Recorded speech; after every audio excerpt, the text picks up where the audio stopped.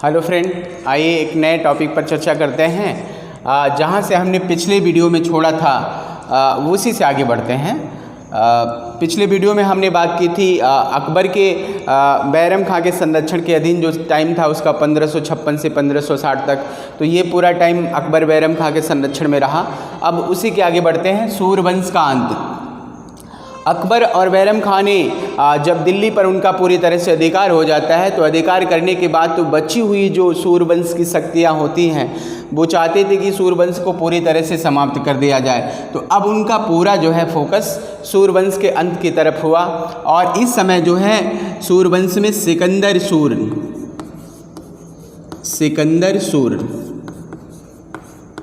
सूर ये भागकर मानकोट के दुर्ग में शरण लेता है। मानकोट के दुर्ग में शरण लिया। ठीक है, मानकोट के दुर्ग में ये भागकर शरण लेता है और यहीं पर आदिल शाह की प्रतीक्षा करता है। आदिल शाह की प्रतीक्षा करता है और इसी दौरान जो है बंगाल का शासक होता है खिज्र खां। बंगाल का शासक खिज्र खां। बंगाल के शासक खिज्र खां ने आदिल शाह की हत्या कर दी और जब आदिल शाह की तरफ से इसे कोई सहायता नहीं मिलता और उसके बाद हुए युद्ध में सिकंदर सूर पराजित हो जाता है और पराजित होने के बाद इसमें आत्मसमर्पण कर दिया। और जब आत्मसमर्पण कर दिया तो शेरशाह सूरी ने इसे क्षमा कर दिया और उसके बाद अकबर ने इसे क्षमा कर दिया। क्षमा करके इसे बिहार की जागीर प्रदान कर दी, जहां 1559 में बिहार की जागीर प्रदान कर दी। बिहार की जागीर, तो बिहार की जागीर अकबर ने इसे प्रदान कर दी और यहीं पर लगभग 1559 में इसकी मृत्यु हो जाती है। ठीक है, तो इस तरीके से सूरवंश का अंत हो जाता है। चूँकि सूरवंश का जो आखिरी शासक यही होता है सिकंदर सूर और इसी के साथ सूरवंश की समाप्ति हो जाती। तो अब सूरवंश की तरफ से अकबर को किसी प्रकार की कोई दिक्कत नहीं होती। सूरवंश के बाद अगला देखते हैं बैरम खां का अंत। बैरम खां का अंत। जहाँ तक बैरम खां की बात है तो पिछले वीडियो में हमने बैरम खां के बारे में बात भी किया था कि लगभग 1556 से लेके 1560 तो बैरम खां जब पहली बार हुमायूं की सेवा में आता है और हुमायूं की सेवा में आने के बाद निरंतर जो है इसने हुमायूं की सेवा करी। उसके दुर्दुन के समय में भी उसने उसका बहुत साथ दिया और उसके बाद जब बैरम खां को हुमायूं ने अकबर का संरक्षक बना दिया, इसे हुमायूं खान बाबा कह के बुलाता था, तो जब इसका संरक्षण नियुक्त कर दिया तो बैरम खां ने अकबर की जब तक ये अल्पवयस्क बालक था तो पूरी तरह से इसकी सुरक्षा की जिम्मेदारी जो है बैरम खां की होती है। और बैरम खां के प्रभाव के कारण ही पानीपत का जो द्वितीय युद्ध होता है जिसमें अकबर ने हेमू को पराजित किया था, तो उस युद्ध में कहीं न कहीं बैरम खां का विशेष योगदान होता है। चूँकि बाकी उसके अन्य जितने भी साथी वगैरह थे उन लोगों ने ये उसको सुझाव दे दिया था, अकबर को कहा कि जो है हेमू एक शक्तिशाली शासक है, उसे पराजित करना बड़ा मुश्किल कार्य है और इसीलिए जो है ये लोग चाहते थे कि हम लोग वापस चले जाएं, लेकिन बैरम खां नहीं चाहता था कि जो है हेमू से युद्ध ना किया जाए और वापस चले जाएं। तो कहीं न कहीं इस युद्ध में बैरम खां की विशेष भूमिका होती है और बैरम खां ने अंततः जो है हेमू को तलवार के एक ही वार से उसके गर्दन को उसके धड़ से अलग कर दिया था। तो बैरम खां के पानीपत के युद्ध में इसकी विशेष भूमिका होती है और उसके बाद धीरे धीरे इसका प्रभाव ज़्यादा बढ़ने लगा और इसके प्रभाव के कारण ही इसने अतगा खां की भी हत्या कर दी थी। चूँकि अतगा खां की हत्या के पीछे तो कई कारण थे। एक तो राजनीतिक कारण होता है और दूसरा ये होता है कि चूँकि कई सारे ऐसे सरदार होते हैं जो हेमू के खिलाफ वो कह रहे थे कि युद्ध नहीं न किया जाए, हेमू एक शक्तिशाली शासक है, तो जो उनके मन में हेमू के प्रति ये विचार आ रहा था, उस विचार को समाप्त करना भी के लिए भी इस तरीके से उसने कार्य किया। और दूसरा ये कि वो एक भगोड़ा हो चुका था, आगरा से भाग कर आया हुआ था, तो इसीलिए बैरम खान ने उसकी हत्या की। और कहीं न कहीं जो है विद्रोहियों को शांत करने के लिए, और जो एक स्वर उठ रहा था कि चला हेमू का सामना न किया जाए बल्कि यहाँ से फिर वापस चलते हैं, तो इन सभी को शांत करने के लिए बैरम खान ने ऐसा किया था। लेकिन कुछ लोगों ने कहा कि अपने प्रभुत्व को दिखाने के लिए ऐसा किया, बट ऐसा नहीं था। तो बैरम खां का धीरे धीरे जब प्रभाव शासन में बढ़ने लगा तो कुछ अकबर के जो नज़दीक थे, जैसे महामनगा, जीजी अनगा, आदम खां और शमसुद्दीन, तो इन सबों का प्रभाव धीरे धीरे कम होने लगा था। और बैरम खां के प्रभाव के कारण ही ये सब नहीं चाहते थे कि बैरम खां का प्रभाव जो है शासन सत्ता पे अधिक हो। तो इसीलिए जो है ये बैरम खां के पतन के लिए इनको जिम्मेदार माना जा सकता है। इन सारे लोगों ने ही मिलकर जो है अकबर के कान भरने स्टार्ट कर दिए। ठीक है, तो कहीं न कहीं बैरम खां के पतन में जो प्रमुख भूमिका होती है वो माहम अनगा और इसकी पुत्री थी जिसका नाम था जीजी अनगा और इसका पति होता है शमसुद्दीन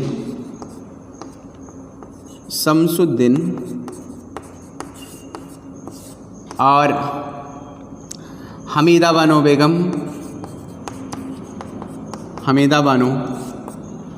और आदम खां आदि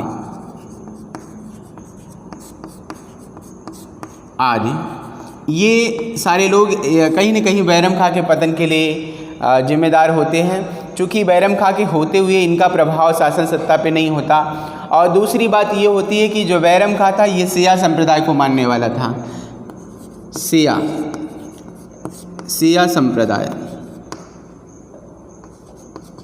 संप्रदाय को मानने वाला था। बाकी अधिकतर लोग जो हैं इस सुन्नी संप्रदाय को मानते थे। तो कहीं न कहीं सिया और सुन्नी संप्रदाय के जो मतभेद थे उसके कारण भी जो है बैरम खां का अंत हुआ। और दूसरी बात यह है कि बैरम खां सिया संप्रदाय वालों को ज़्यादा उच्च पद देने लगा था, उनके प्रति ज़्यादा इसकी सहानुभूति थी। तो इसीलिए जो है कहीं न कहीं ये भी एक कारण रहा जिसके कारण बैरम खां का अंत हुआ। और एक कारण ये होता है कि अकबर धीरे धीरे बालक से अब वयस्क होने लगा था। तो बालक से जब ये वयस्क होने लगा था तो ऐसी अवस्था में बैरम खां अभी उसको बच्चा ही समझता था। तो इसीलिए शासन का जो भार होता था वो कहीं न कहीं अकबर ये चाहता था कि अब वो अपने हाथों में ले ले। अब वो किसी के अधीन रह के संरक्षण के रूप में शासन नहीं करना चाहता था और वो स्वतंत्र शासन करने की मंशा उसके अंदर आ गई थी। और कहीं न कहीं ये भी बैरम खां के पतन का एक प्रमुख कारण ये भी माना जाता है कि अकबर की अभिलाषा होती है कि स्वयं शासन सत्ता पे अपने हाथों में लेकर वो शासन करे, स्वतंत्र निर्णय लेना चाहता था। तो इसीलिए जो है बैरम खां का अंत हुआ। जहाँ तक अकबर की बात है तो अकबर ने एक बार शिकार खेलने के लिए आगरा से चला, ये आगरा से ये शिकार के बहाने ये आगरा से निकलता है। ठीक है, तो शिकार के बहाने ये आगरा से निकला और आगरा से यहाँ निकलते हुए चला जाता है दिल्ली, जहाँ पर इसकी माता हमीदा बानो बेगम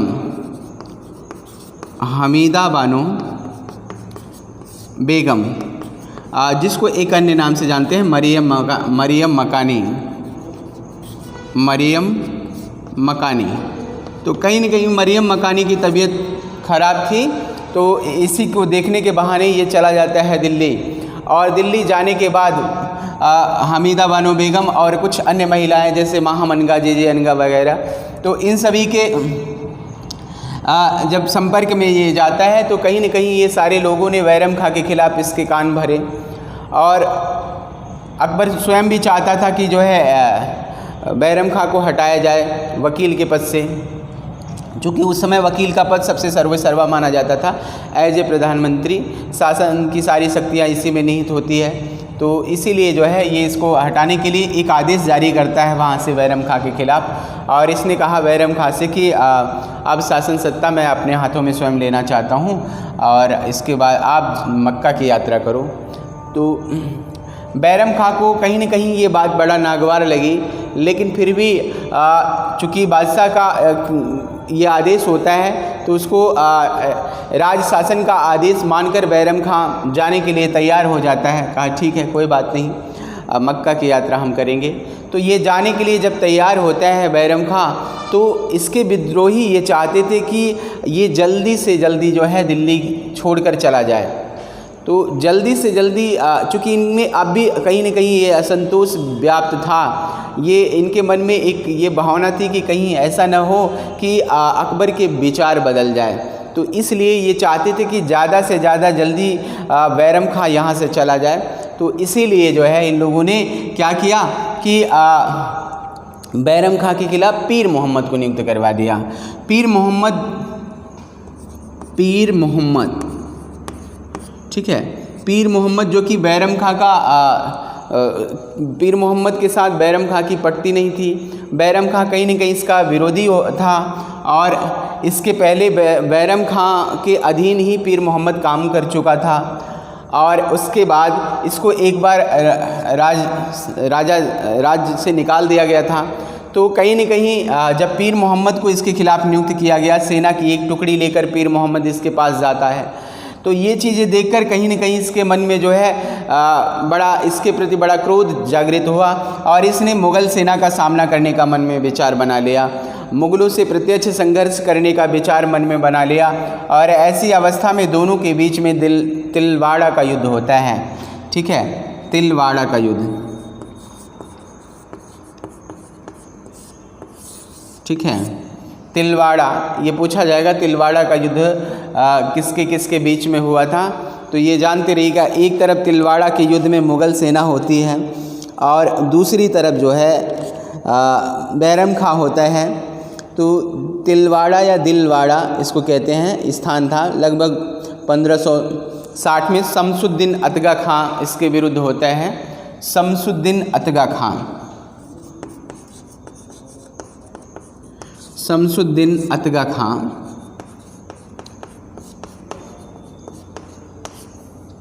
तिलवाड़ा या दिलवाड़ा,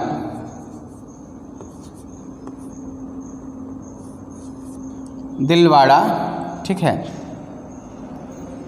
दिलवाड़ा शमसुद्दीन अतगा खां एक तरफ होता है। मुग़लों की सेना का नेतृत्व किसने किया अगर पूछा जाए तो आप बता सकते हो कि मुग़लों की सेना का नेतृत्व जो है शमसुद्दीन अतगा खां कर रहा था और दूसरी तरफ बैरम खां। दोनों के बीच में तिलवाड़ा नामक स्थान पर युद्ध होता है और इसी युद्ध में जो है बैरम खां पराजित हो जाता है। जब बैरम खां पराजित हो जाता है तो पराजित होने के बाद बंदी बनाकर बैरम खां को अकबर के समक्ष लाया जाता है। जब बैरम खां को बंदी बना के अकबर के समक्ष लाया जाता है तो ये अकबर के पैरों में गिर पड़ा और रोने लगा। जब बैरम खां अकबर के पैरों में गिर गया और गिर कर रोने लगा तो कहीं न कहीं अकबर के हृदय में जो है उसके प्रति सहानुभूति जागृत हुई और उसने उसे उठाकर गले लगा लिया। और गले लगाकर इसने कहा कि तुम्हारे पास 3 ऑप्शन हैं। 3 ऑप्शन दिया इसको कि तुम इन 3 ऑप्शन में कोई भी एक ऑप्शन चुन लो। ठीक है, पहला इसने ये ऑप्शन दिया कि आपको बयाना की जागीर दे दी जाएगी, चंदेरी की। तो चंदेरी, ठीक है, तो चंदेरी की आपको जागीर दे दी जाएगी। आप चंदेरी की जागीर को देखिए। पहला ऑप्शन इसको दिया गया।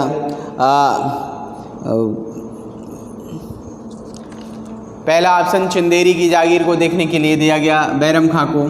और दूसरा ऑप्शन ये दिया गया कि आप चाहो तो मुग़ल बादशाह के एक प्रमुख सलाहकार के रूप में कार्य कर सकते हो। ठीक है, व्यक्तिगत सलाहकार,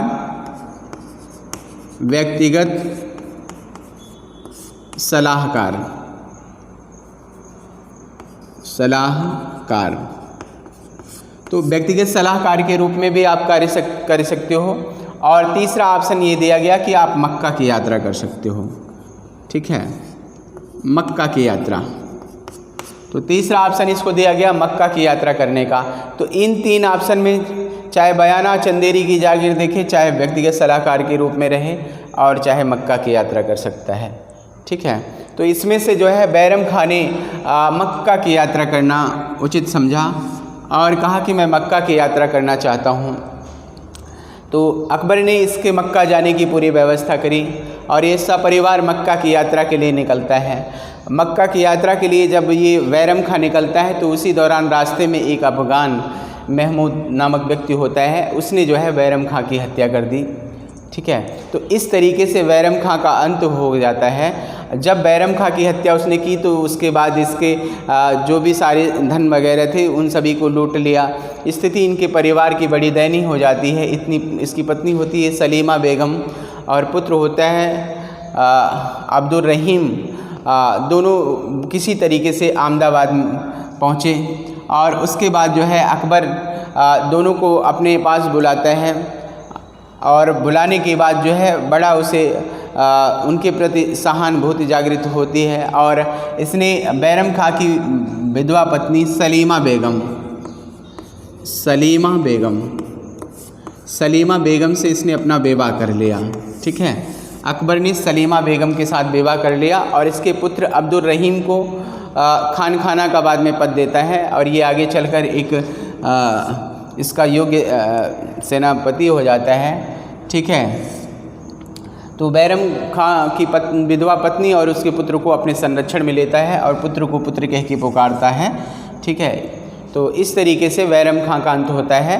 जहाँ तक बैरम खां की बात है तो ये कहा जाता है कहीं न कहीं जो है अकबर ने बैरम खां के साथ जो है इस तरीके का बर्ताव नहीं करना चाहिए था, क्योंकि बैरम खां ने अपना सारा जीवन जो है अकबर के अधीन बिता दिया था और कहीं न कहीं जो है चाहे वो इसके पिता हुमायूं के समय रहा हो, चाहे अकबर के प्रारंभिक समय की बात है, शासन प्रशासन की सारी जिम्मेदारियां लेकर चलता था और मुग़लों को पुनः सींचने का कार्य इसने किया। जो सूखा हुआ पौधा मुग़ल हो गए थे उनको फिर से सींचा, फिर से लहलहाई उस फसल को पूरा श्रेय बैरम खां को ही दिया जाता है। लेकिन फिर भी जो है बैरम खां के खिलाफ अकबर के ऐसे कृत्य जो है वो निंदनीय कहे जा सकते हैं। उसके बाद जो है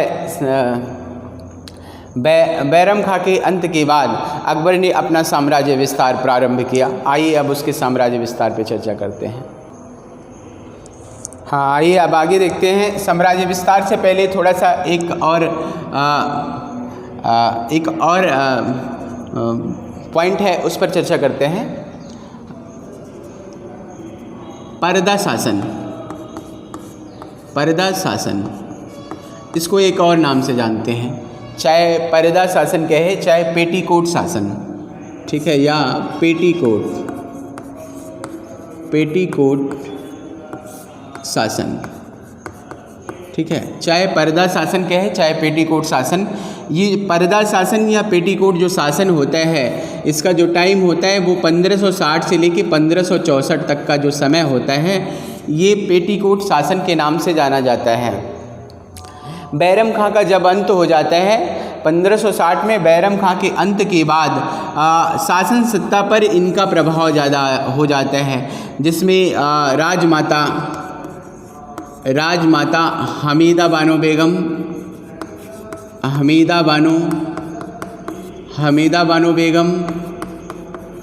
माहम अनगा, इसकी पुत्री थी जीजी अनगा और इसका जो पति होता है शमसुद्दीन और माहम अनगा का पुत्र होता है आदम खां और अकबर का जो शिक्षक होता है पीर मोहम्मद, ये अकबर का शिक्षक होता है पीर मोहम्मद। और पीर मोहम्मद के बाद होता है मुनीम खां, इनका प्रभाव ज़्यादा होता है। ठीक है, तो पेटीकोट शासन में इन्हीं व्यक्तियों का ज़्यादा प्रभाव होता है और इसी के कारण ये कहा जाता है लगभग 1560 से लेके जो 1564 का ये टाइम होता है ये कहीं न कहीं जो है अकबर के ऊपर इन सभी का प्रभाव ज़्यादा होता है और इन्हीं के प्रभाव के कारण अकबर स्वतंत्र रूप से कोई डिसीजन नहीं ले पाता। जो भी कार्य उसने किया राज शासन के लिए, वो कहीं न कहीं उन सारे कार्यों में इनकी विशेष भूमिका होती है। ठीक है, तो इतिहासकारों ने इसका उल्लेख किया और ये कहा कि पेटीकोट शासन या पर्दा शासन जैसे ही बैरम खां के संरक्षण से अकबर अपने आप को अलग किया, उसके बाद इनके शासनकाल में चला आता है। पेटीकोट शासन या पर्दा शासन में जो है इन सभी का प्रभुत्व ज़्यादा होता है। लेकिन इसके विपरीत कुछ इतिहासकारों ने ये बताया कि इसी समय 1560 से 64 के दौरान ही इसने बहुत सारे ऐसे कार्य किए जिससे ये पता लगता है कि अकबर ने इनके प्रभाव के विपरीत जो है स्वतः उसने ऐसा निर्णय लिया होगा। तो कहीं न कहीं जो है पेटीकोट शासन या पर्दा शासन में इनका प्रभाव नहीं होता। जैसे इसका पहला कार्य होता है दास प्रथा का अंत। दास प्रथा का अंत ये जो समय होता है दास प्रथा का अंत, ये 1562 में इसने दासता का अंत कर दिया। अब किसी भी युद्धबंदी को दास नहीं बनाया जाएगा। किसी भी युद्धबंदी को अब दास नहीं बनाया जाएगा। ठीक है, तो 1562 में इसने दास प्रथा का अंत किया और 1563 में तीर्थ यात्रा कर 1563 में तीर्थ यात्रा कर हिंदुओं के धार्मिक स्थल पर जाने पर एक प्रकार का कर लिया जाता था जिसको तीर्थ यात्रा कर कहते हैं। तो 1563 में इसने तीर्थ यात्रा कर पर बैन लगा दिया। अब किसी भी हिंदू यात्री से जो अपने धार्मिक स्थल पर जाएगा उससे किसी प्रकार का कोई कर नहीं लिया जाएगा। और इसी समय लगभग 1564 में तीसरा जो कार्य इसने किया जजिया की समाप्ति। 1564 में इसने जजिया एक प्रकार का कर होता था जो गैर मुस्लिमों से लिया जाता था, अर्थात जो मुस्लिम नहीं थे, चाहे वो हिंदू हो, सिख, ईसाई कोई भी हो, तो गैर मुसलमानों से लिया गया एक प्रकार का कर होता था जिसको जजिया कहते हैं। अकबर में लगभग 1564 में जो है इसने जजिया कर को समाप्त कर दिया। तो कहीं न कहीं अगर इसके ऊपर इन सभी का प्रभाव ज़्यादा होता है, जैसे महामनगा हमीदा बानो बेगम जिजियनगा जैसे लोगों का अगर प्रभाव ज़्यादा होता तो अकबर इस तरीके का डिसीजन नहीं ले सकता था। वो कभी भी दास्ता का अंत नहीं कर सकता था, तीर्थ यात्रा को नहीं हटा सकता था और जजिया कर की समाप्ति नहीं कर सकता था। तो हो न हो ये सारे कार्य उसके ये बताते हैं कि अकबर जो है स्वतंत्र रूप से कोई भी डिसीजन लेने के लिए सक्षम था।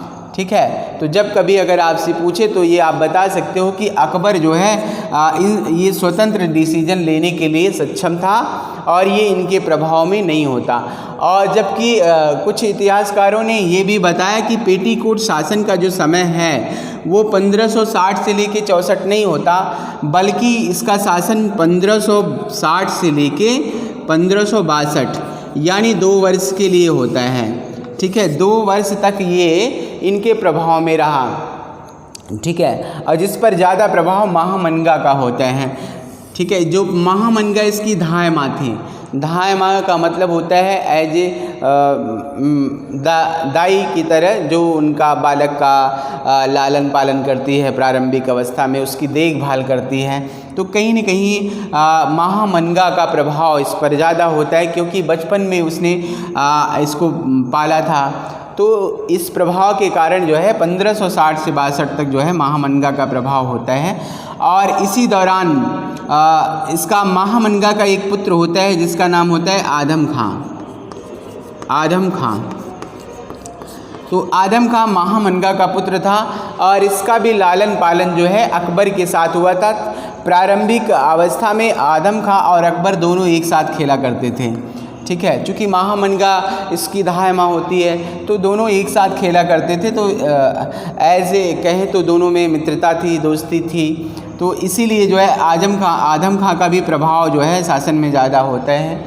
तो धीरे धीरे आदम खां स्वेच्छाचारी हो जाता है और स्वेच्छाचारी होने के बाद इसने आगे चलकर शमसुद्दीन अतगा खां की हत्या कर दी। शमसुद्दीन अतगा खां, शमसुद्दीन अतगा खां, इसने शमसुद्दीन अतगा खां की आदम खां ने हत्या कर दी और खुली तलवार लेकर, नंगी तलवार लेकर ये बादशाह अकबर के कक्ष में घुसने का प्रयास करने लगा। ऐसी अवस्था में इसको पकड़ लिया गया और पकड़ के जो है बाद में अकबर के समक्ष लाया गया। अकबर इसके ऊपर बड़ा क्रोधित हुआ।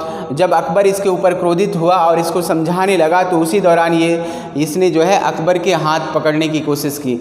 अकबर का जब हाथ पकड़ने की कोशिश की तो इसीलिए अकबर को गुस्सा आया और उसने इसके दोनों हाथ पीछे से बंधवा कर और एक ऊंची पहाड़ी से इसको नीचे फेंकवा दिया और इस तरीके से आदम खां का अंत हो जाता है। आदम खां की मृत्यु हो जाती है। 1562 में लगभग आदम खां की मृत्यु होती है। ठीक है, 1562 में आदम खां की मृत्यु होती है और आदम खां की मृत्यु के बाद का समाचार जब महामंगा को मिलता है तो महामंगा भी पुत्र वियोग में इसकी भी मृत्यु हो जाती है। ठीक है, तो इस तरीके से महामंगा और आदम खां का प्रभाव जो 1560 से 62 तक होता है उसका भी अंत हो जाता है। ठीक है, तो कहीं न कहीं ये जो सारे कार्य इसने किए हैं, चाहे वो दास प्रथा का अंत हो, चाहे तीर्थ यात्रा का, तो अगर हम इस पर नज़र डालें तो ये आभास होता है कि इसने 1562 में जब इनके पेटीकोट शासन या पर्दा शासन से ये उभरा होगा, इनसे बाहर आया होगा, जब आदम खां की हत्या हुई होगी, उसके बाद महामंगा की मृत्यु हुई होगी, तो कहीं न कहीं महामंगा और इनका प्रभाव ज़्यादा था। तो इनके मरने के बाद जो है ये अपने आप को स्वतंत्र महसूस किया होगा। उसके बाद खुद से इसने कोई डिसीजन लेना प्रारंभ किया होगा, तो जिसमें सबसे पहला इसका जो डिसीजन होता है वो दास प्रथा का अंत होता है 1562 में, और दूसरा होता है तीर्थ यात्रा कर की समाप्ति 1563 में, और उसके बाद जजिया कर की समाप्ति 64 में। ठीक है, तो इस तरीके से इसने ये सारे कार्य किए, अपने स्वबुद्धि और विवेक से ये सारे कार्य अकबर करता है। तो ये आप बता सकते हो 1560 से 64 नहीं बल्कि 1560 से 62 पेटीकोट शासन होता है। ठीक है, अब पर्दा शासन के बाद 6 माह में लगभग इसने 4 प्रधानमंत्री बदले। चूँकि प्रधानमंत्री का जो पद होता था, प्रधानमंत्री